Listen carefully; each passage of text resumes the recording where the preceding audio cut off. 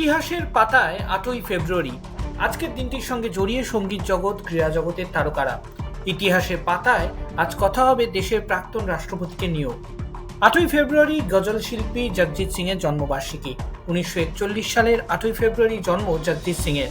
রাজস্থানের গঙ্গানগরের বাসিন্দা জগজিৎ সিং এর আসল নাম জগমোহন সিং ধীমান।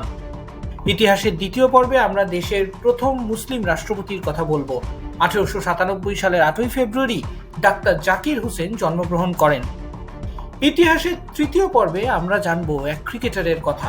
প্রায় 30 বছর আগে 1994 সালে 8ই ফেব্রুয়ারি ভারতীয় ক্রিকেটার এবং প্রাক্তন অধিনায়ক কপিল দেব 432 উইকেট নেওয়ার বিশ্ব রেকর্ড গড়েছিলেন।